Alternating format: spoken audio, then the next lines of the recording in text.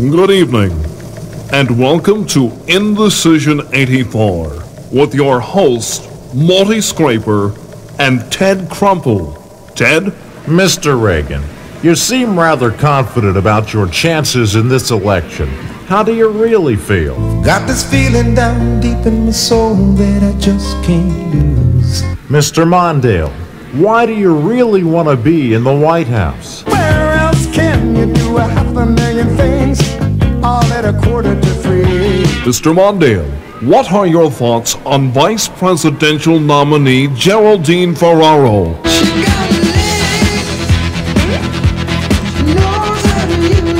Mrs. Ferraro, what are your feelings about being the first woman vice presidential nominee? I'm so excited, and I just can't hide it. Mr. Mondale, what's the first thing you'll do if you win? We're going to party, caramba, fiesta, forever. I understand Vice President George Bush is now on the phone.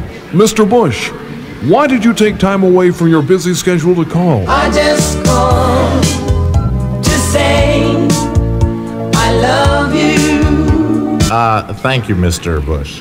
Mr. Reagan, where do you plan to do most of your campaigning? LA, Hollywood, and the Sunset Strip. And now with the women's point of view, Morty Scraper. Thank you, Ted. Mrs. Reagan, do you love campaigning all over the country with your husband? What's love got to do with it? Mr. Mondale, do you really think Geraldine Ferraro is the best choice for your running mate? Can't you see her standing there? See how she looks, see how she cares. The Reverend Jesse Jackson is on the phone. Yes? Hello?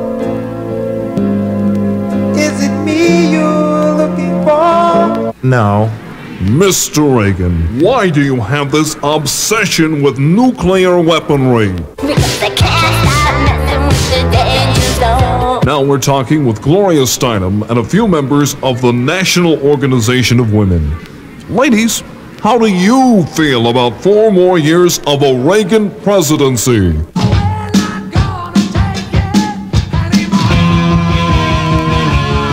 Back to you, Ted. Mr. Reagan, it is rumored that you like to go out and sample the Washington nightlife on occasion.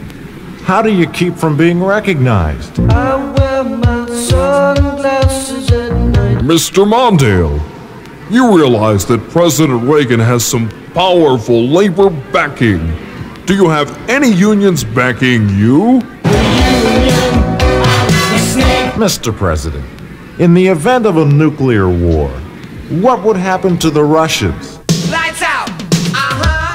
Blast, blast, blast. Mr. Reagan, Alexander Haig is on the phone and would like to speak with you. Tell him I'm not home. Mrs. Ferraro, does it bother you having your financial situation investigated? I always feel like somebody's watching me. Well, we're just about done. Mr. Mondale, do you have any message for President Reagan? Can't go on thinking nothing's wrong. And Mr. Reagan, do you have any final thoughts for Mr. Mondale? Wake me up before you go to. This has been Indecision 84. Thank you, and good night.